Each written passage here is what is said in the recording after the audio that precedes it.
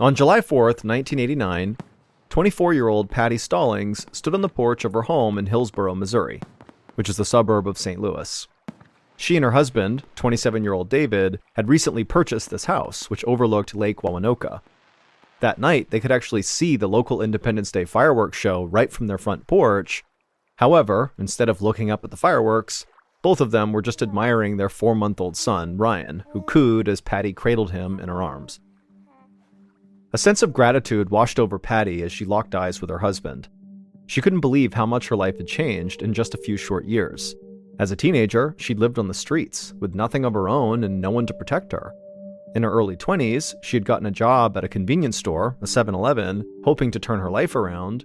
But things hadn't really changed until 3 years ago, in 1986, when she had met her future husband David, who worked as a professional plate engraver.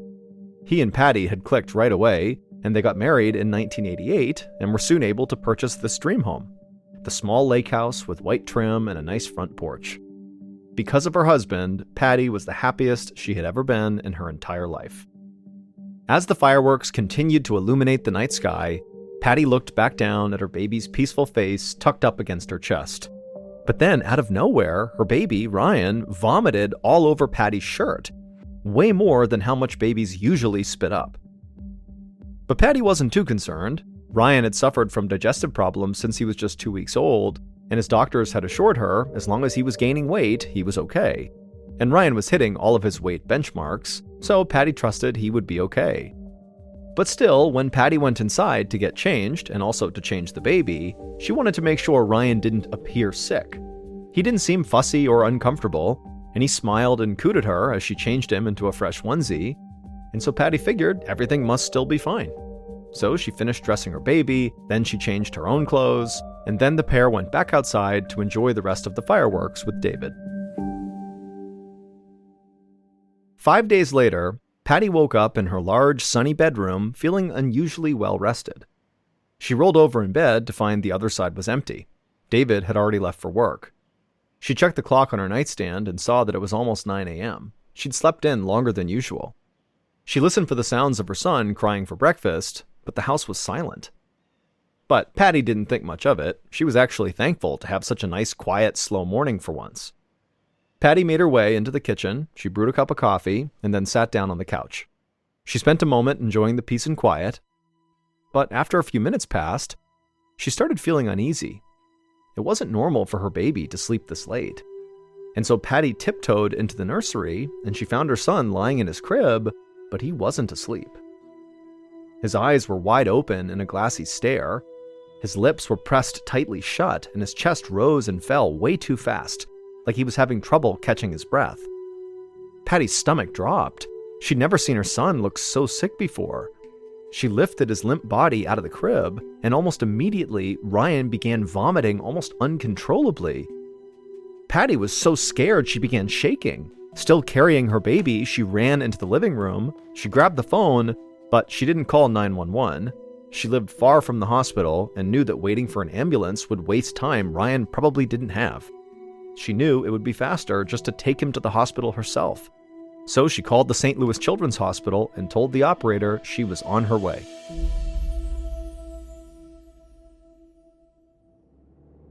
"10 minutes later, Patty sped down the highway towards St. Louis. She wasn't familiar with the roads, and driving in the city made her nervous. And so as cars honked and swerved around her, she tried to look down at the paper map in her lap to read it, but it was really hard to do that and also drive. As Patty turned around to check her blind spot, she caught a glimpse of Ryan in his car seat. It looked like his chest was barely moving. Afraid her son was just going to stop breathing altogether, Patty turned back around and just began looking out ahead for any highway sign that might just tell her where to go. Right up ahead, she noticed a sign that had a big H on it right near an exit ramp, and Patty knew that meant there had to be a hospital close by. So she flipped on her blinker, she got off the freeway, and followed the hospital signs towards the emergency room. It wasn't until she pulled into the parking lot of that hospital that she realized it was not the St. Louis Children's Hospital that she had called. The sign on the building that she was at said Cardinal Glennon Children's Hospital. But really, it didn't matter to Patty. She was just happy to be somewhere with doctors who could help her son. So she turned off her car, she jumped out, and she opened up the back door, and she reached in, and Ryan's tiny body was just so limp in his car seat. Patty unstrapped him carefully and then picked him up and held him tight to her chest. She could barely hear his shallow breathing as she ran with him inside the emergency room. Once she was inside, Patty rushed to the check-in desk and explained what was going on. A young nurse arrived quickly and ushered her and her son into the pediatric intensive care unit. The nurse then took Ryan out of Patty's arms and brought him into an examination room. Patty followed, feeling totally helpless.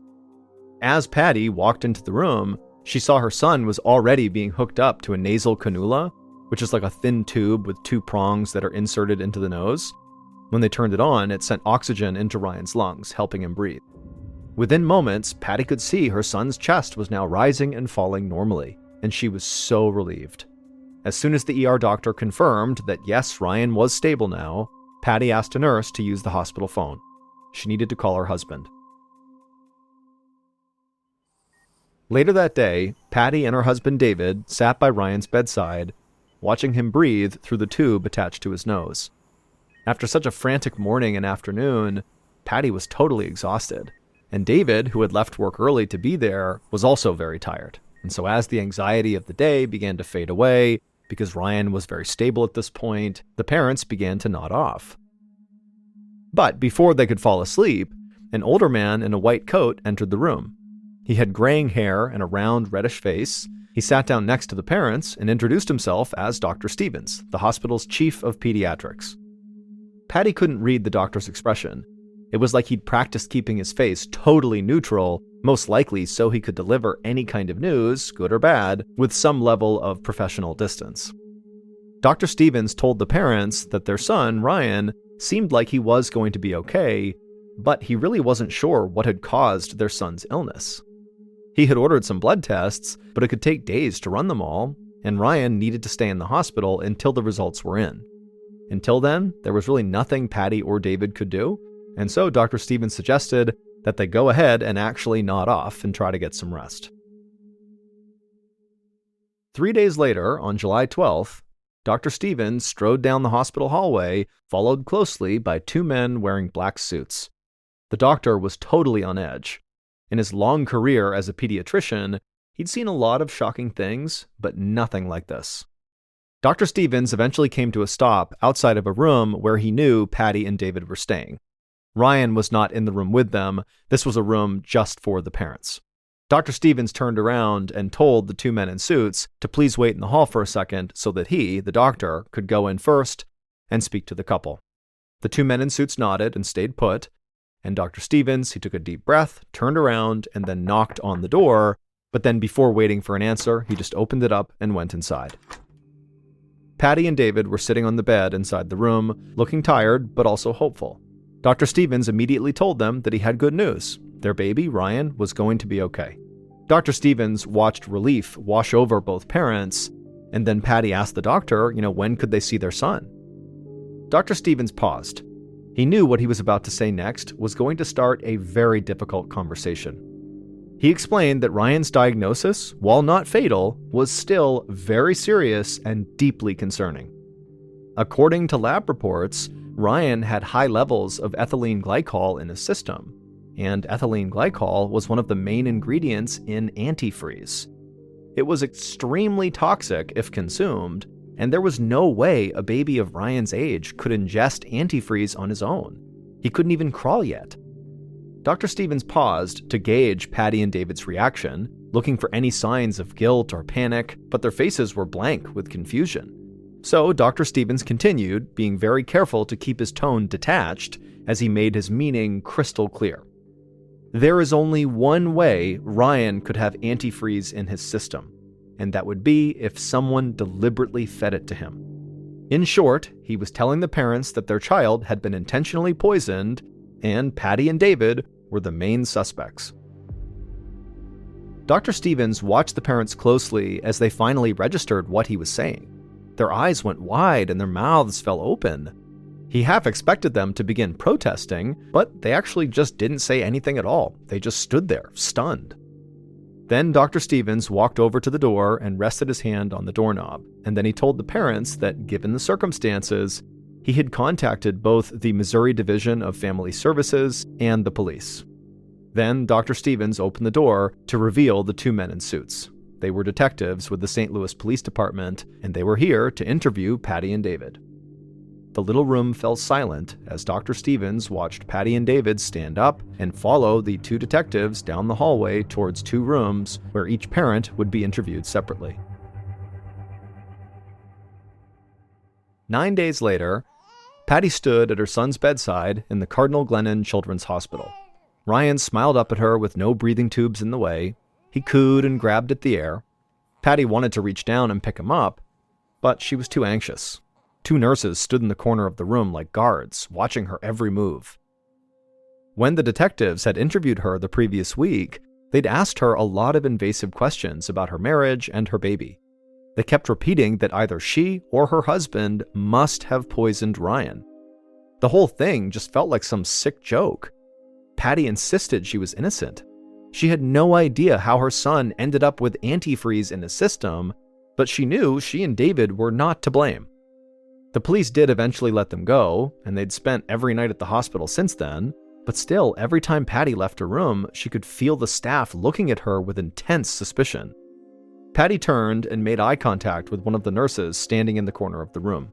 Patty asked if she could hold her baby. The nurse hesitated and then said, "Yes, you can." Patty reached down, but before she could pick Ryan up, Dr. Stevens came into the room.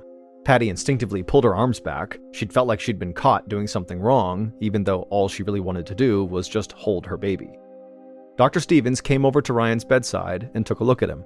Patty knew her son had been improving, but she was still kind of surprised when Dr. Stevens said Ryan was healthy enough to leave the hospital. Patty broke into a huge smile at this news. She'd been so confused and anxious, but now her son was healthy again. The police hadn't arrested her and her husband. It sounded like everything was going to be okay. But then she saw the doctor's expression shift. He explained that Ryan was being released from the hospital, but he was not going home with Patty and David. The police investigation was still ongoing, and until they knew more, Dr. Stevens had to release Ryan into the custody of the state. Ryan was going to be placed in foster care. Patty was stunned and heartsick. She'd assumed once Ryan got better, they'd be able to move on. But now she realized this problem was going to be much bigger and go on much longer than she'd anticipated. But more than anything else, she was just worried about some stranger taking her baby home. She had no way of knowing if the foster family would actually take good care of him. Patty wanted to scream, but looking at Dr. Stevens' face, she knew it wouldn't make any difference. So she turned away from the doctor and sat down next to Ryan's hospital bed, saying she wouldn't leave his side until she absolutely had to.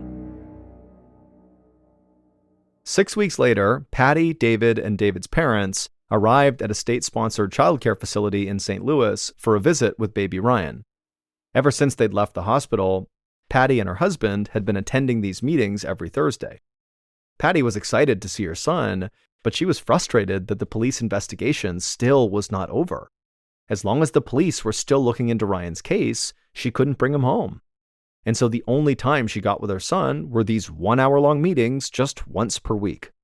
Ryan's foster parents would drop him off at the childcare facility and then pick him up as soon as Patty and David left. To Patty, the whole situation felt ludicrous and backwards, but at the same time, she would much rather spend just an hour with her son each week than no time at all.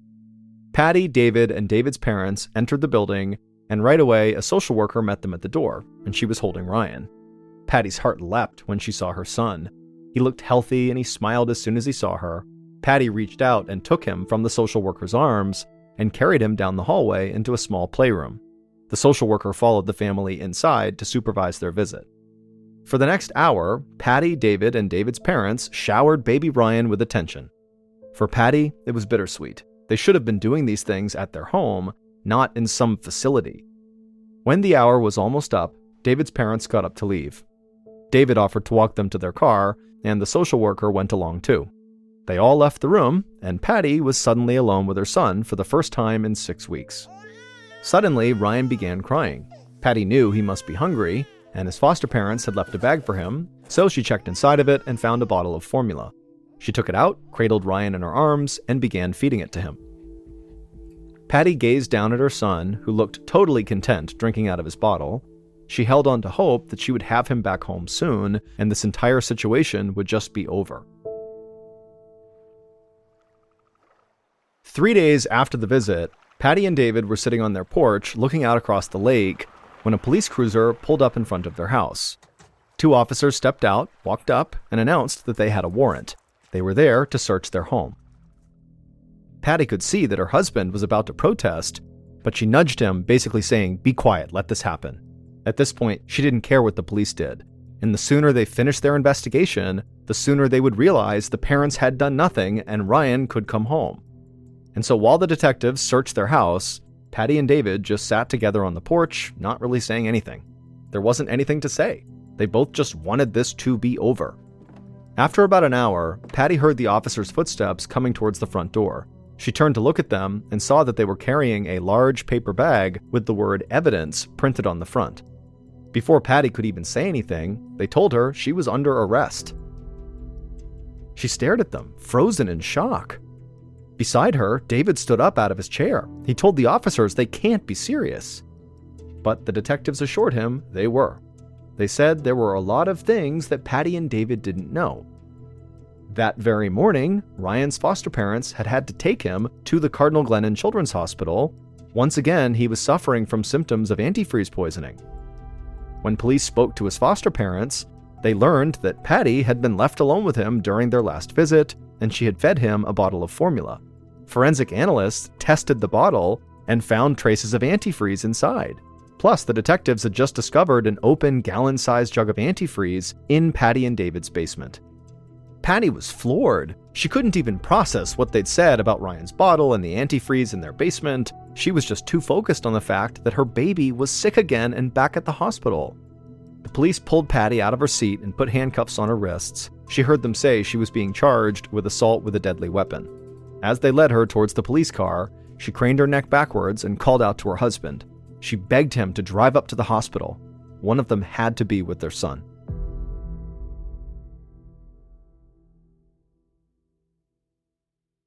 "4 days after his wife was arrested, David shifted in his chair in the waiting room of the Cardinal Glennon Children's Hospital. For the past 4 days, he'd been living in his own private hell. He couldn't sleep, he barely ate. He could only think about 2 things: his wife being locked up in a jail cell, and his son sick in the hospital. And in fact, Ryan's condition was much worse this time than it was the last time. This time, he was not getting better, and in fact, the doctors had placed him on life support. A few minutes later, Dr. Stevens walked into the room. The doctor's face, which was usually professional and emotionless, was now drawn. David asked what was going on, and Dr. Stevens couldn't help himself, and he just let out this long sigh. Then the doctor explained that despite everything the hospital had tried, his baby Ryan was not getting better. The poison had damaged his organs beyond repair, and there was no chance he would recover. Dr. Stevens told David that if he was religious, that he should think about contacting a minister to baptize his baby Ryan before it was too late. The little boy was very likely not going to make it. These words hit David like a punch. The grief was so immediately overwhelming that he could physically feel it in his chest. But the worst part was, he still didn't understand how this was even happening. David could barely speak, but he managed to whisper out that his wife really needed to be here. Then David just ran to the waiting room payphone, and after calling the jail where Patty was being held, and then also the local courthouse, David ended up talking to the judge in charge of Patty's case. And David begged the judge to please release his wife so she could at least come to the hospital and be with her child during his final moments. David assumed the judge would have at least some sympathy for their situation, so he was surprised when, without the slightest hesitation, the judge said no. He called Patty a baby killer and refused to let her anywhere near her son. At this point, David's grief turned into rage. He slammed the phone down and crumpled into his chair. In the span of only 2 months, his perfect life had fallen apart. But despite what the police and the judge said, he knew Patty was innocent. She adored their son. There had to be a better explanation for what was going on. David took a deep, shuddering breath and then turned to see Dr. Stevens standing there. In a soft voice, the doctor said they needed David's permission to disconnect Ryan from his life support machine. David asked if there was absolutely anything else they could try, but Dr. Stevens just shook his head and said no. And so, with no other options, David did give his permission. That same afternoon, David went into Ryan's room in the intensive care unit, and he choked back tears as a minister baptized his son. And then at around 5 p.m. on September 7th, 1989, David held Ryan as the doctors turned off his life support. David would sit there cradling his baby until his baby slowly passed away. A few hours later, David had to make one of the most difficult phone calls of his entire life. He had to call Patty in jail to tell her that her son was dead. When Patty heard the news, it was like the whole world just faded away. All she could hear was David's voice, explaining how he'd tried to convince the judge to let her come to the hospital, but he'd refused.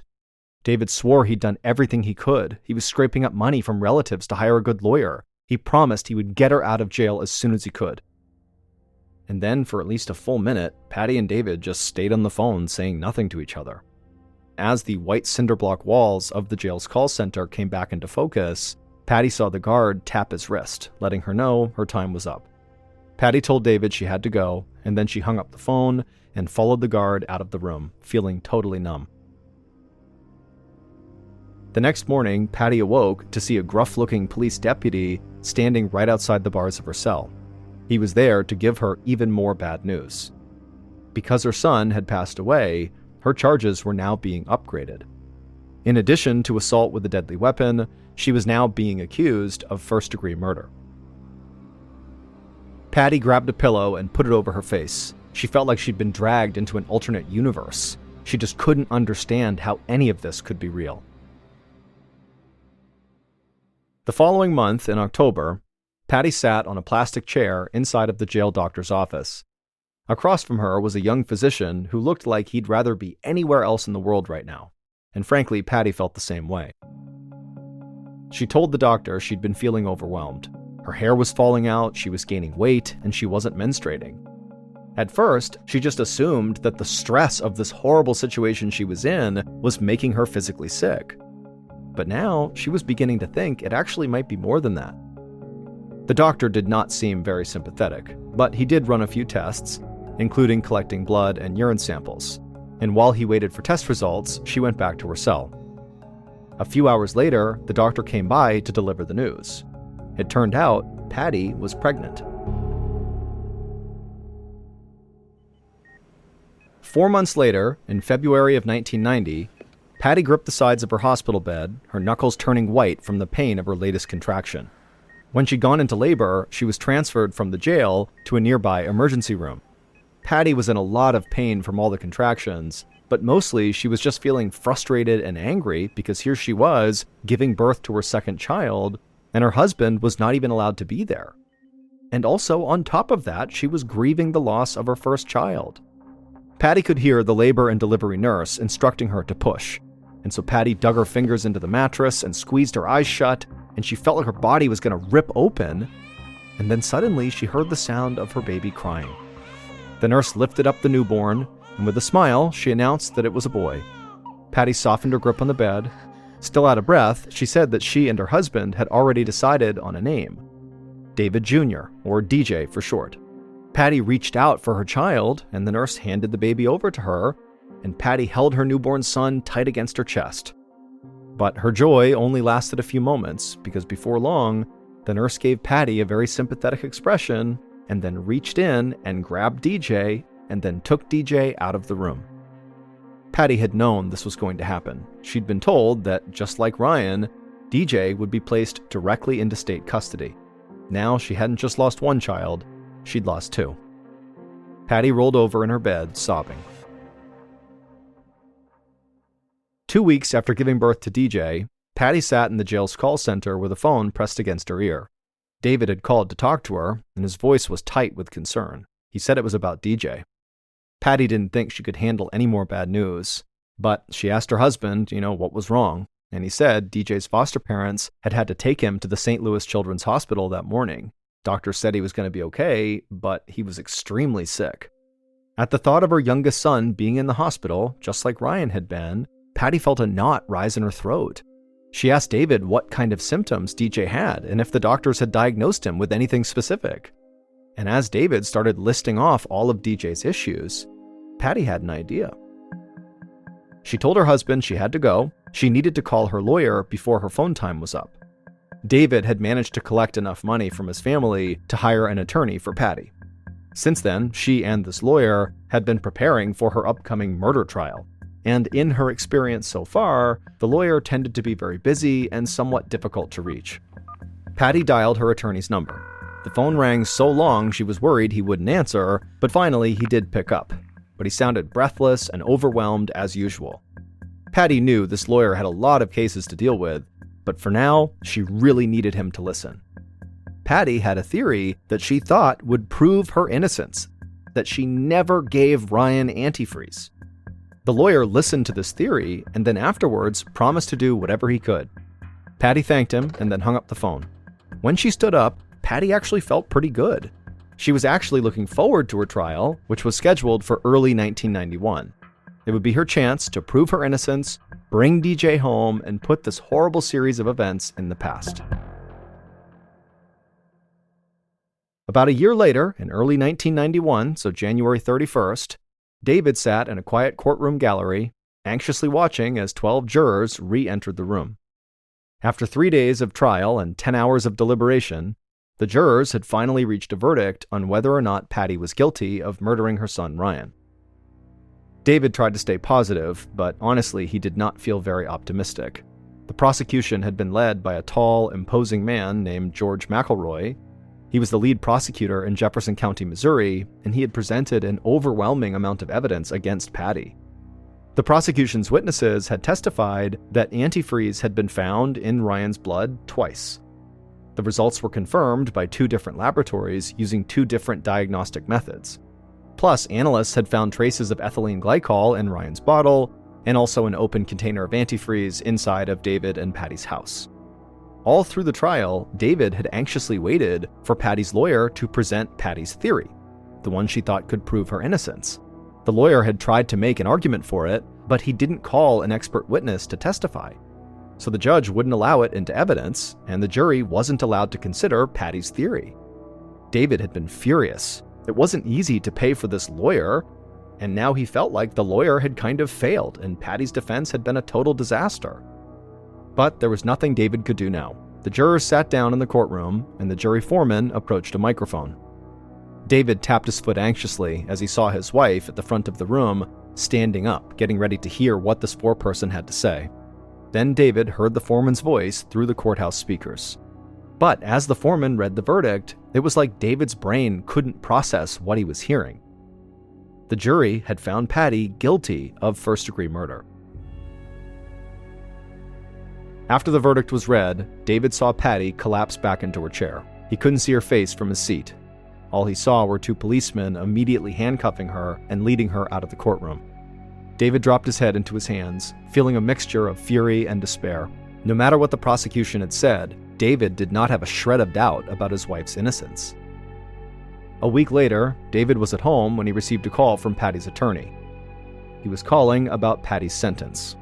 She had just been sentenced to life in prison without the possibility of parole. David was crushed. He hung up the phone and started pacing back and forth across his living room, trying to think of some way he could fix this, but he just couldn't think of anything. 4 months after Patty's trial, in May of 1991, David sat in his living room alone. He looked out the window that faced their front yard, and he remembered that night, almost 2 years ago, when he and his wife were holding Ryan and watching the fireworks. Patty said she couldn't believe how much her life had changed since they had met, and David couldn't believe how much more it had changed since then. Their first child had died, their second child, DJ, was still living with a foster family, and just like when Ryan was in foster care, David was only allowed to visit DJ once a week for 1 hour. But David still hoped he could find a way to bring his family back together. David picked up the remote and turned on the TV and changed the channel to NBC. In just a few minutes, the program he was waiting for would come on. He had promised himself he would find a way to make things right again. Ever since Patty's verdict, he'd been working to get as much publicity as possible. He'd even convinced the producers of a hugely successful television show to cover Patty's story. And as the clock hit 8 p.m., the opening credits of Unsolved Mysteries, the TV show, began. David saw his wife's face on the television, followed by pictures of baby Ryan. The narrator began their story, and David leaned back in his chair. He'd done everything he could. Now he just had to hope for the best. At the same time this show was playing, across town, a geneticist and pediatrician named Dr. William Sly sat at home in his easy chair watching the same Unsolved Mysteries broadcast. As he saw pictures of baby Ryan and listened to interviews with Patty, the doctor found himself totally hooked into this story. He also thought he might be able to help David and Patty. Dr. Sly was the chairman of St. Louis University's Department of Biochemistry. When he heard Patty explain her theory of why she was innocent on this show, the same theory her lawyer did not present at her trial, Dr. Sly thought it made sense. And if Patty's theory really was true, then Patty really had been wrongly convicted. The next morning, when Dr. Sly arrived at work at his university laboratory, he pulled one of his colleagues aside, Dr. James Shoemaker, to tell him about Patty's theory. But when Dr. Shoemaker heard Patty's name, he stopped in his tracks. He said he'd heard about the case over a year ago, in April of 1990. He also thought Patty's theory sounded viable, so he'd reached out to one of the laboratories that tested Ryan's blood. He'd requested copies of all their lab reports, as well as any samples of Ryan's blood that they still had on hand. Back then, Dr. Shoemaker had done his own analysis, and his results didn't exactly match the ones that one of the laboratories that tested Ryan's blood had come up with. At the time, Dr. Shoemaker didn't know what to do with this information, but he still had all the paperwork in his office. Dr. Sly's heartbeat quickened. He told his colleague he needed to see those lab results right now. The two doctors raced down the hallway to Dr. Shoemaker's office. Dr. Sly anxiously looked on as his colleague rifled through a stack of papers on his desk. Dr. Shoemaker grabbed a few sheets and held them out. Dr. Sly picked up the documents and started scanning through them. And as he compared the original lab results with Dr. Shoemaker's analysis, Dr. Sly's jaw dropped. He asked Dr. Shoemaker for a piece of paper and a pen. He needed to write a letter to the county prosecutor. 4 months later, in September of 1991, County Prosecutor George McElroy stood in front of a huge crowd of reporters and a cameraman. He looked to his right and he saw Patty and David standing beside them. Both of them had totally stoic expressions on their faces. Prosecutor McElroy straightened his jacket nervously. This was the most important and most embarrassing press conference of his career. He leaned close to the microphone and announced that he'd done something unprecedented. He had asked the county circuit judge to dismiss the murder charges against Patty Stallings. He said after reading Dr. Sly's letter and consulting with another independent medical expert, he was finally convinced of Patty's theory. She'd been right all along. Baby Ryan didn't die from antifreeze poisoning. For over 2 years, Patty had been accused of poisoning her son, but she had never hurt him. Nobody had. In reality, Ryan had died from a rare genetic disorder called methylmalonic acidemia, or MMA for short, which caused his own body to produce a deadly chemical that was nearly identical to antifreeze. People with MMA can't fully digest food containing certain proteins and fats, many of which are in breast milk and baby formula. When these nutrients are not properly processed, they break down and turn into poison in the body. This causes vomiting, lethargy, trouble breathing, and organ damage. Patty had told her lawyer that she believed Ryan could have this disorder because his little brother DJ had it too. When DJ had fallen ill, his symptoms were the exact same as Ryan's, but instead of finding antifreeze in his blood, DJ's doctors had found a toxic substance called propionic acid. Propionic acid is often a telltale sign of MMA. It's also almost chemically identical to ethylene glycol, which is the poison found in antifreeze. The molecules are only different by a few carbon atoms, and so the two are easily mistaken for each other. When Dr. Sly saw Ryan's case on Unsolved Mysteries and then looked over the baby's lab results, this was the tiny discrepancy he found. The substance that analysts thought was ethylene glycol was actually propionic acid. Tragically, if Ryan had been treated at St. Louis Children's Hospital, where DJ had been correctly diagnosed and Patty was trying to take Ryan when he first got sick, all of this could have been avoided. Instead, the analysts at Cardinal Glennon and the other labs that tested Ryan's blood had unfortunately misidentified this naturally occurring substance as antifreeze, and their incorrect findings had been used to send Patty, an innocent woman, to prison for life. It is worth noting that the mix-up in going to the wrong hospital would not have necessarily saved Ryan because MMA has an extremely high mortality rate and long-term survival is not very likely. As prosecutor George McElroy stood before the crowd of reporters, he admitted he'd been wrong and then he personally apologized to Patty and David.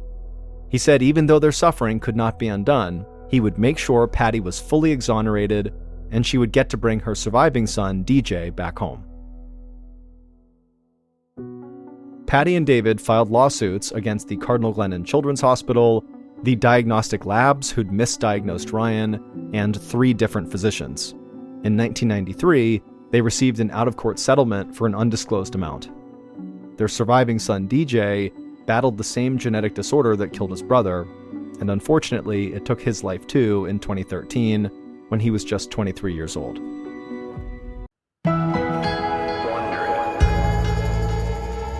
If you hop in a boat just off the coast of Aberdeen, Scotland, and you cruise eastward, after about 7 hours, depending on your speed and the weather, you would come across this massive man-made structure jutting up out of the ocean. It looks like a cross between a construction site and a corporate office building sitting on top of 100-foot-tall metal stilts. It's called Magellan, and it is an offshore oil rig, and it will remain in place until all the oil has been sucked up in that area. The people who work, often for weeks or months at a time, on rigs like Magellan are known as roughnecks, and they have one of, if not the most dangerous job in the world. All exterior surfaces on these offshore rigs are always slick, either with water or oil, and so there is a constant risk of falling, sometimes hundreds of feet. If you're up on a higher platform, you could fall to a lower platform, which could be fatal, or you could fall clean off the rig all the way to the ocean 100 plus feet below.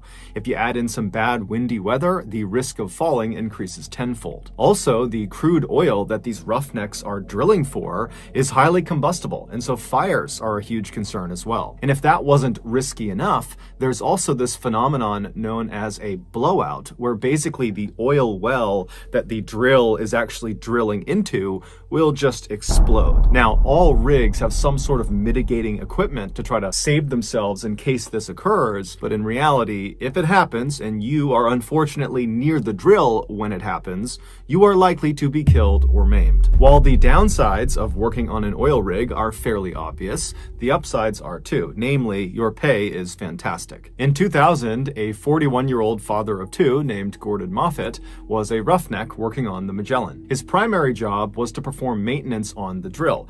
Now, these offshore rigs work great most of the time, but they do have a habit of breaking down fairly often. And for a drilling company, anytime they are not sucking out crude oil, they're losing money. And so it was just a known thing when you worked on one of these rigs that as soon as there is an issue that causes the drill to stop working, it must be fixed immediately. Whether it's day, night, horrible weather, good weather, it didn't matter. It had to be fixed right away. And so on the night of October 9th that year, Gordon had just gotten back to his quarters to end the day when he got a call on his radio that he was actually needed to come back out to fix a problem that had stopped the drill. Now, Gordon was a seasoned roughneck and he had grown quite accustomed to these late night calls to go out and fix things, and so he wasn't annoyed. He just put his stuff back on, turned around, and he headed out the door. When Gordon got to the main deck, which is this wide open metal platform right in the middle of the rig where the drill actually passes down through it on its way to the ocean,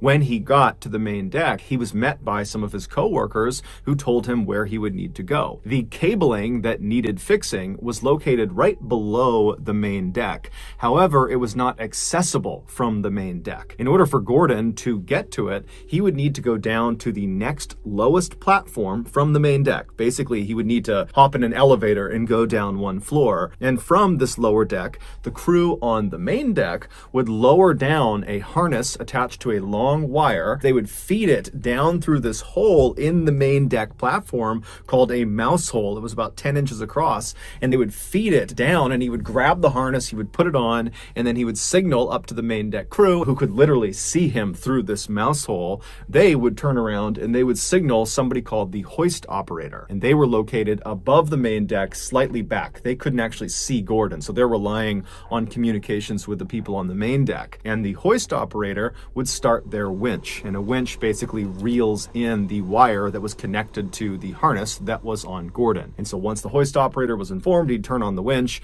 and then Gordon would be raised up until he could access these cables, and then he'd do his maintenance and be lowered back down, and that would be it. Now, Gordon and the crew had done maintenance using this winch system many times before, so this was a very routine fix. So Gordon made his way from the main deck down to the slightly lower deck, and he looked up at the mouse hole, and he watched as the main deck crew members lowered the harness with the wire attached to it down through the mouse hole. And so Gordon grabbed the harness, he put it around his waist, and he secured it, and after he was sure it was on correctly, he signaled up to the crew on the main deck that he was ready to start, and they in turn turned around, they flagged the hoist operator, who started the winch. And so very slowly, Gordon was lifted off the platform he was standing on, and he was brought up after several minutes, all the way up about 10 feet to access these cables. And as soon as he was parallel with them, he waved to the main deck crew, who were not far from him at this point, and he said, "I'm good." And so they turned around, they told the hoist operator, who stopped the winch. And so Gordon got his tools out and he began working on these cables, and the whole time he's trying to stay in one place because the wind is whipping through and he's kind of dangling and swinging around. And then eventually he finishes the repair, the cables are good, and so he signals the crew on the main deck through the mouse hole that he was good to go. "You can lower me back down now." And so the main deck crew, they turn, they wave to the hoist operator to go ahead and lower Gordon, and the hoist operator, he gives the thumbs up and he starts the winch. However, the hoist operator accidentally forgot to switch the direction of the winch. And so when he started it again, instead of the winch spooling the wire out and lowering Gordon, it continued to reel the wire in, pulling Gordon upward. Now, the winch did not move very quickly, and so it wasn't like Gordon is rocketing up towards the mouse hole. However, this problem was immediately recognized by Gordon and the main deck crew, and so they're frustrated. They're yelling up at the hoist operator saying, "Stop, stop, stop, reverse the winch." They're all waving and flagging this guy down. But the hoist operator, after he had hit start on the winch, had just kind of turned around, because this is a routine thing they've done a million times before. And so he's not looking at the crew on the main deck. So he has no idea what's going on. And it was so windy and loud that night on board the rig that he couldn't hear their cries. And so the winch just continued to reel in the wire, slowly raising Gordon closer and closer to the mouse hole. Now, Gordon could not get out of his harness unless he was on the platform below. So there was no way to escape the situation he was in. And so Gordon, after a few seconds of this not stopping and him continuing upward, he starts screaming. He's not annoyed anymore. He's terrified. And so is the crew on the main deck. They are now frantically screaming at the hoist operator to stop the winch, but nothing is working. And so one of the main deck crew members, sensing that they need to do something different to get this guy's attention, he runs away from where the mouse hole is to this nearby phone. And this phone is connected up to the hoist operator station, and he picks it up and it starts dialing. Up in the hoist operator station, he's still not paying attention when the phone rings.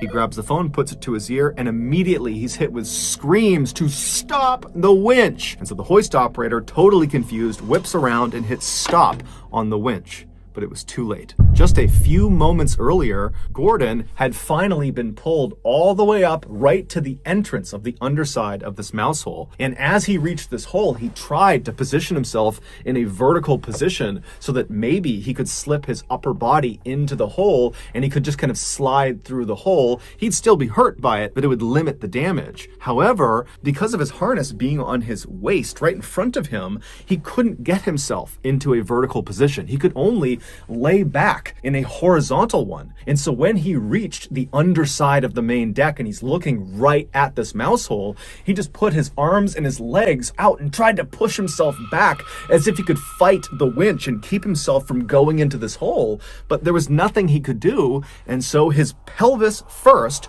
was pulled into the 10-inch hole. And as his body begins to literally break in half, he's screaming out in pain, and then by the time the hoist operator had hit stop, Gordon was already deceased, and only a section of his torso actually made it up through the hole. Gordon's company was found guilty of being blatantly delinquent on many safety protocols, and so they were fined £60,000, and then they paid an undisclosed amount to Gordon's family.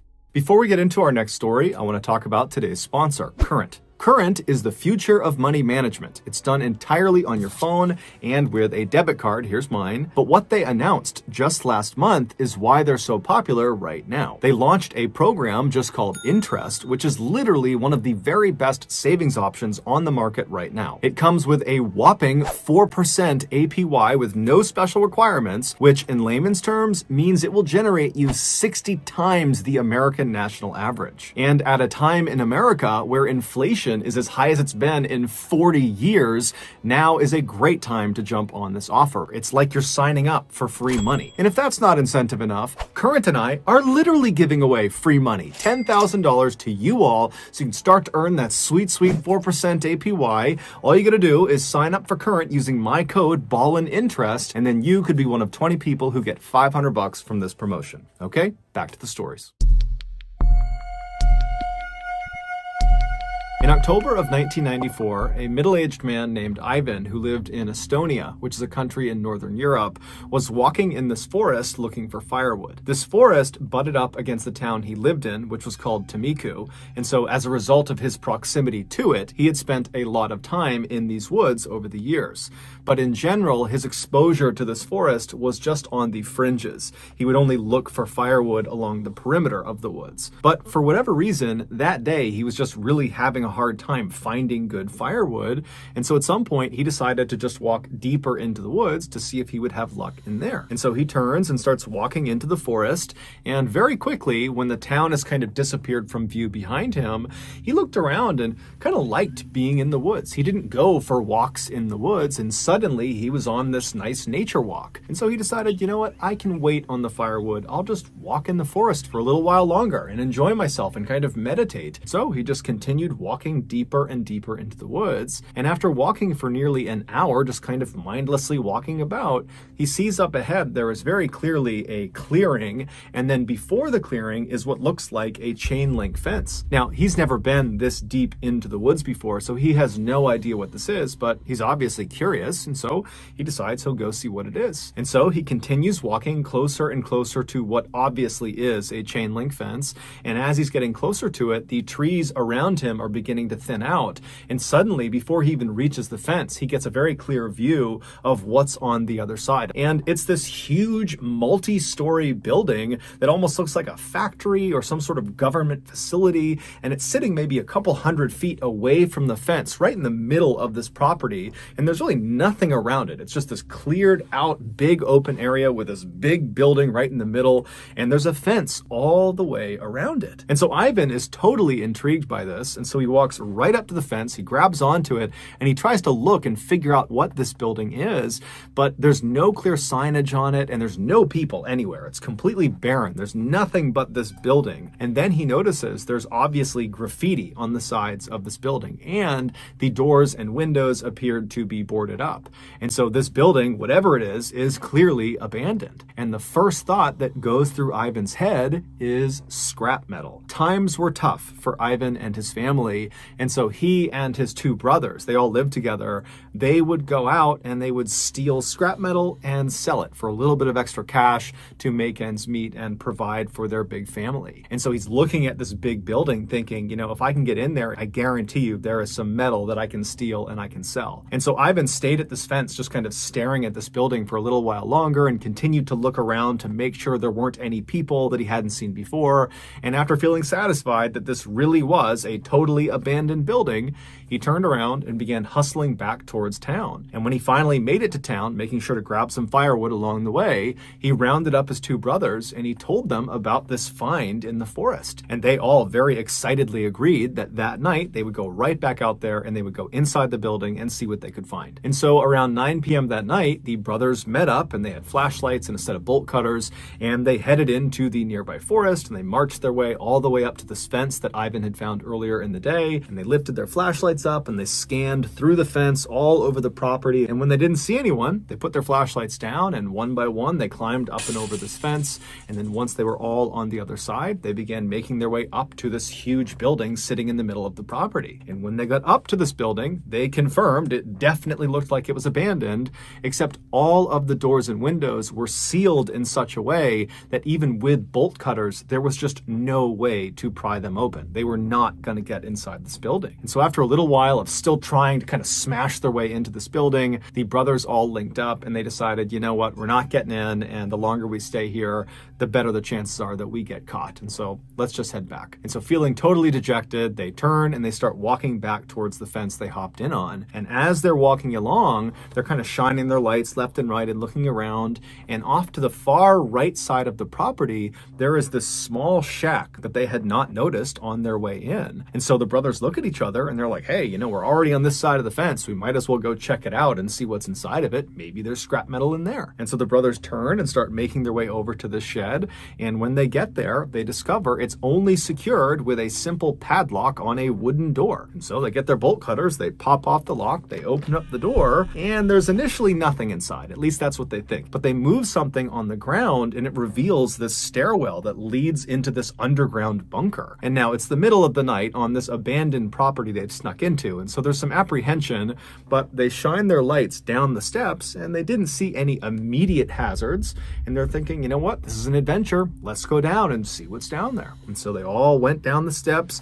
And when they got down to the bottom, they turned the corner and they shined their light to see what's down here.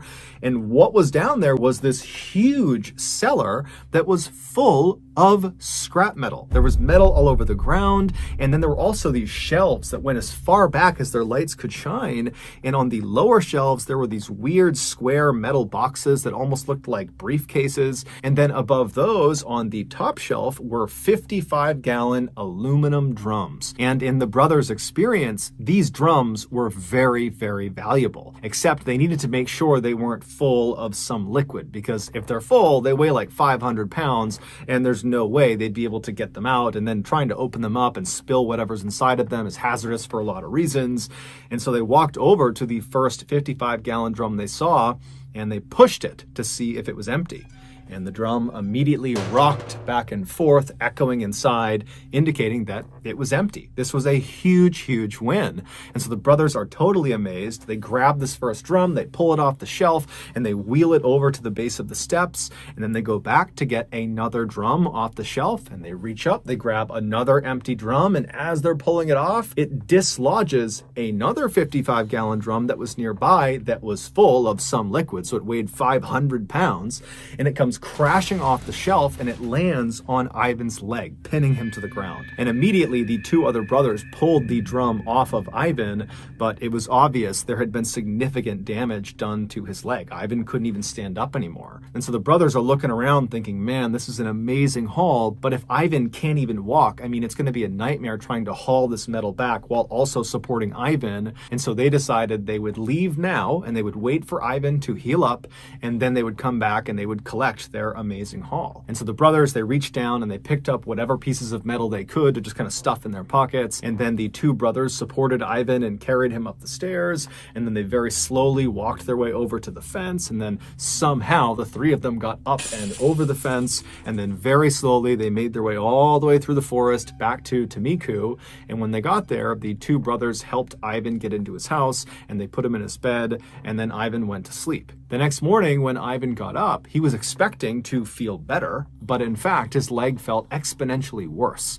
And then over the course of the next 72 hours, Ivan still believed if he just gutted it out and he waited, his leg would get better, but it just got worse and worse and worse. And so 4 days after this leg injury, Ivan was in so much pain, he couldn't do anything. And so he finally decided he had to go to the hospital. And so when he gets to the hospital, the doctor asks Ivan, what happened to your leg? And Ivan would tell him that, I was in the woods and a tree fell on my leg, because he didn't want to admit to trying to steal scrap metal. And so the doctors, they accepted this. It seemed totally reasonable based on what his injury looked like. And so they admitted him to the hospital. They put him in his hospital room. And right away, the doctors and nurses began administering all the treatments and things they would do for a crush injury. But it seemed like nothing was working. Over the course of the next several days, Ivan complained endlessly of the pain in his leg getting worse and worse and worse, and the swelling was going up, and overall Ivan's health just continued to deteriorate over his stay in the hospital. And then a week after being admitted to the hospital, so roughly 10 or 11 days after he was hurt, the doctors walked into his room and he was dead. His kidneys had just abruptly failed, and the doctors and nurses had absolutely no idea why. And so they told the family, we don't know what happened to him. And so the family just had to collect Ivan's body, and then they had a funeral for him. But they're all thinking to themselves, how could this have happened? He hurt his leg and then his kidneys failed? It didn't make any sense. But before they could get any clarity on that, they were dealt another tragedy. The beloved family dog just kind of abruptly died. It was young, it was healthy, and so just like Ivan, it was like this totally unexpected death. And so once again, the family's asking, what's going on here? And then just a couple of days after that, Ivan's stepson came downstairs one morning complaining of feeling sick, and when his family looked at his hands, they were blistered and covered in boils and looked like he had just reached his hands into a fire or something. But he would tell his family, I didn't do that. I don't know what's going on with my hands. I don't know why I feel so sick. And so the family rushed the boy to the hospital, and naturally the doctors asked him, how did your hands get this way? What happened to you? And the boy would say, I don't know. But over the course of this initial discussion with doctors, the boy would tell them that over the last couple of days, he had been sifting through his stepfather, Ivan's possessions, and he had actually been using some of Ivan's tools from his toolbox. Now, the doctors were already aware of the strangeness around Ivan's death, and they were aware of the sudden passing of the family dog, and now they're seeing this boy who is showing up with these strange symptoms for no particular reason, and so the doctors knew something was off. And so on a hunch, they contacted the authorities, and they told them what they thought, and then later that day, the authorities showed up at Ivan's family's house, and when they got out of the car, they were covered head to toe in white hazardous materials suits, and they told the family to evacuate the house for their safety. And then these people in suits got out these special wands and tools, and they marched into the family home, and immediately all their equipment led them to this one particular closet near the kitchen. And when they opened it up, in the closet was Ivan's toolbox, the same one the boy had been handling over the past couple of days. And when they opened that up, they found there were lots of normal tools you would expect inside of a toolbox, and they discovered one strange piece of scrap metal. It was the only piece of scrap metal that Ivan had grabbed off the floor of that cellar and tucked in his pocket before he and his brothers had left. And then after Ivan had passed away, his stepson had been going through his things, and he had discovered this piece of scrap metal, and for whatever reason, he had transferred it from the jacket to Ivan's toolbox. What Ivan and his family didn't know was that that piece of metal was extremely dangerous, because it came not from some abandoned building on some abandoned property in the middle of the forest. It came from an abandoned nuclear waste storage facility. That is what Ivan and his brothers had snuck onto. But because Ivan and his brothers had hopped over that side fence, they didn't see any of the warning signs that are posted on the front of the front gates telling people to stay back. Inside that cellar that the brothers were in, those small metal briefcase-looking things on the lower shelves were shields for radiation. Inside of each of them was radioactive metal. And when that full 55-gallon drum came crashing off the shelf and smashed into Ivan's leg, his leg was not the only thing it smashed into. It smashed into one of those metal briefcases and broke it open, sending the radioactive metal inside of it flying out, and it landed right next to Ivan on the ground. And so when the brothers scrambled to pick up whatever loose scrap metal there was on the ground, Ivan unfortunately grabbed one piece, and it was the radioactive one. By the time Ivan finally got back to his house, he was actually already dead. He just didn't know it yet. That piece of metal had been inside of his jacket pocket, and it had been pressed against his body long enough that he had been dealt a fatal dose of radiation. There was nothing anybody could have done, even if they knew what had happened to him. As for the dog, it used to sleep on Ivan's jacket, and it did so when this piece of scrap metal was inside of it, and so it too died of radiation poisoning. As for Ivan's stepson, the reason his hands had been so badly burned and why he had become so sick, that was just from his brief exchange of touching the piece of scrap metal and then putting it in Ivan's toolbox. That alone had done that much damage to him. When the doctors considered the strangeness of Ivan's death, the dog's death, and now this boy's symptoms, they did suspect radiation poisoning, and so that was how the authorities were able to get to their house and very quickly locate that toolbox. Amazingly, Ivan's stepson and the rest of Ivan's family, including his two brothers, would make full recoveries. However, several months after this event, and after authorities had come in and said their house was clear of radiation, the grandmother would suddenly die totally unexpectedly. She was healthy, nothing was wrong with her, and so even though it was not officially cited as having been caused by radiation, many people believe it's from the exposure she had to this piece of scrap metal. In 2017, 71-year-old Bernard Gore was a retiree living in Tasmania, which is an island state of Australia. In January of that year, he and his wife of 50 years, Angela, decided to go visit their daughter who lived in Sydney, Australia. Now, they made this trip with some regularity, and they developed a sort of routine for every time they visited. They would land in Sydney, and then the first day they would spend it entirely with their daughter at her house. And then the next day, Angela would get up early, and she would head out into town and do some shopping on her own. And then sometime in the afternoon, Bernard would head out and he would meet up with her for lunch at a very popular spot. It was called the Westfield Centre Mall, and they had an amazing food court. So on January 5th of that year, Bernard and Angela, they land in Sydney, and like they always did, they went straight to their daughter's house and they spent the day with her. And then early the next morning, Angela got up and she headed out to do her shopping. And before she left, she confirmed with her husband that they would meet up for lunch at Westfield Centre Mall. Now, as it happened that day, Angela actually chose to do her shopping at Westfield Centre Mall. And so she was there around lunchtime when she was supposed to meet Bernard. And so when she looked at her watch and she realized it was time to meet him, she just simply stepped out of the shop she was in and headed over to the food court. And when she got there, she found their meeting spot. It was in front of one of their favorite restaurants. And she sat down and then she scanned around looking for her husband. But inside of this busy food court, she couldn't see him. And so she looked at her watch again and she realized she was a couple of minutes early. And so she grabbed a menu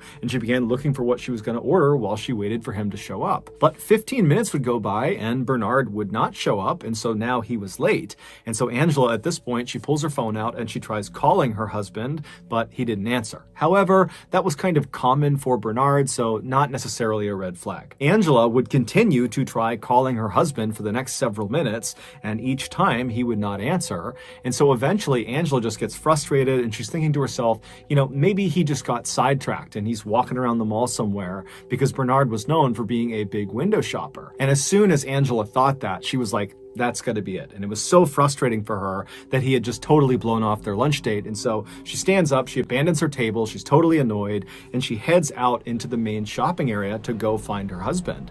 And so she's walking along, looking in each of the windows, expecting to see her husband. And at the same time, she's looking over her shoulder back towards the food court to see if maybe Bernard had shown up. But after 30 minutes of wandering around kind of right near the food court and not seeing him anywhere, Angela thinks to herself, you know what?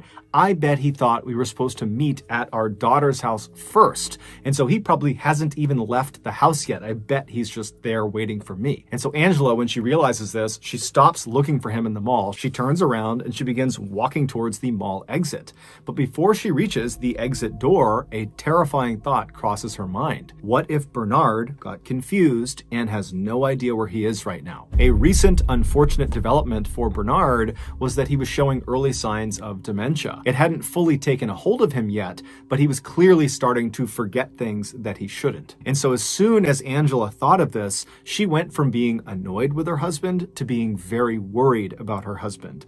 And so she sped through those doors outside and speed walked all the way back to her daughter's house, which was not far from the mall. And the whole time she's walking, she's telling herself she's going to walk inside and she's going to see Bernard. He's going to be in the house. But when she got to the house and went inside and saw her daughter said, "No, Dad left about 2 hours ago to go meet you. I haven't seen or heard from him since." Now, of course, both of them were extremely worried for Bernard, but they decided to just stay calm, that the best thing they could do right now would just be to stay put, stay at their daughter's house and wait for Bernard to eventually come back, because the only other logical place he would go would be his daughter's house. And so they sat at the house just kind of waiting, looking at the door, waiting for him to come in, but he didn't. And by 8 p.m., 6 hours after anybody had last seen Bernard, he still had not shown up. They couldn't get in touch with him. And so Angela called the police and reported him missing. Immediately, the police contacted the Westfield Center Mall security team and said, "Hey, we're looking for this guy." And they went right down to the food court where Bernard and Angela had said they were going to meet. And the mall security team walked all around and they walked into all the nearby shops and kind of scanned the immediate vicinity near their meeting spot. But they reported back to police that there was no sign of Bernard. And they would also tell police that after reviewing their camera footage, and this mall had hundreds of cameras covering every angle, inside and out. I mean, everything is covered.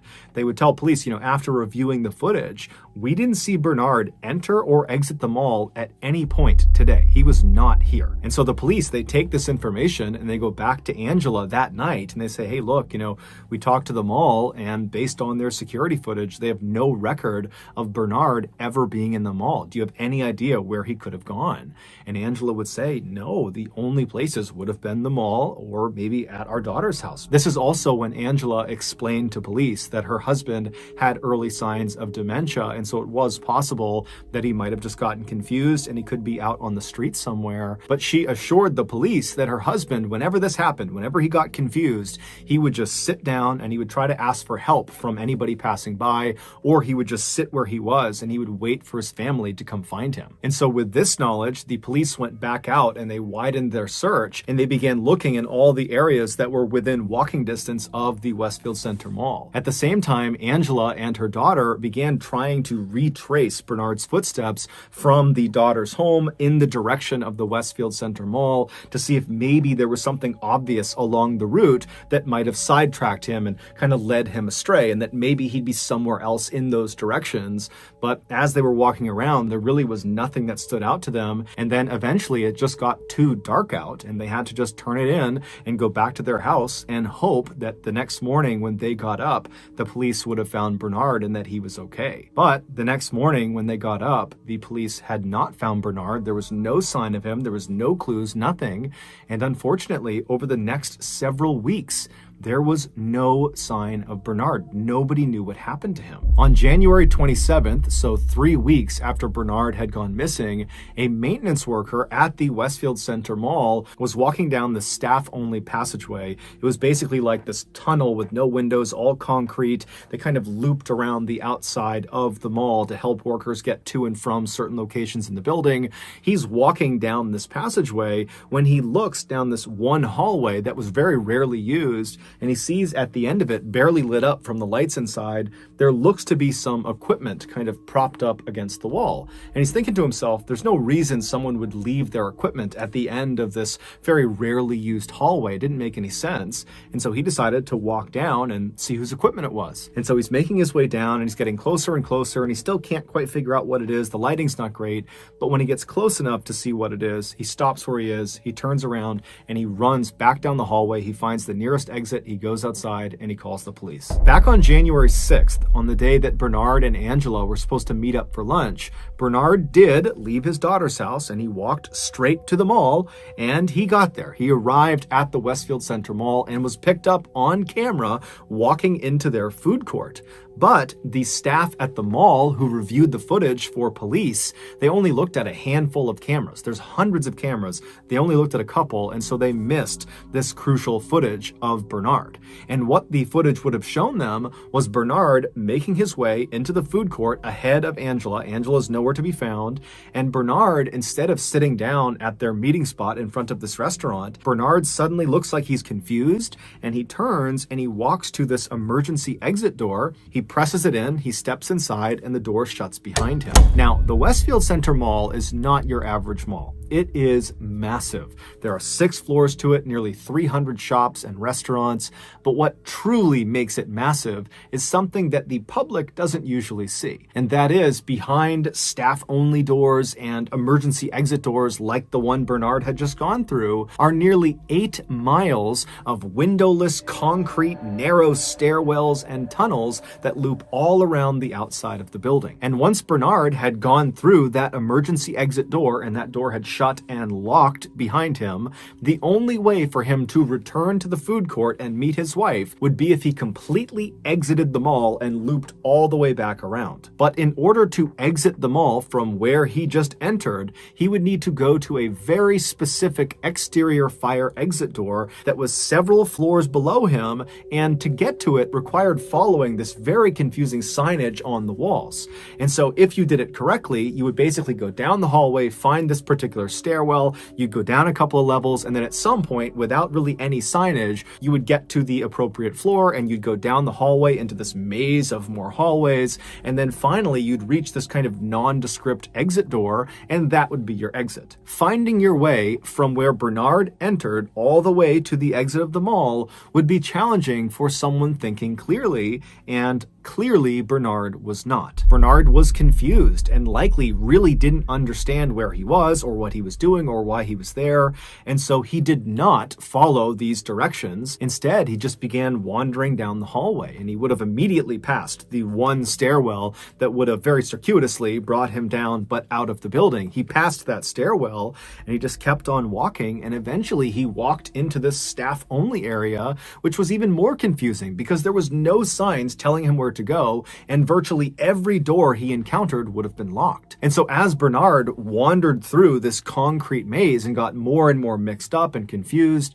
he most likely began yelling out for help. But his sound could not have penetrated the walls, which means the only people who could have heard his cries would have been people inside the hallway with him. And unfortunately, this section of tunnels that Bernard had found himself in was rarely, if ever, used by any of the staff. And to make matters worse, the mall security guards were supposed to come in and do regular checks of all these 8 miles of tunnels and stairwells, specifically to see if people got lost in them.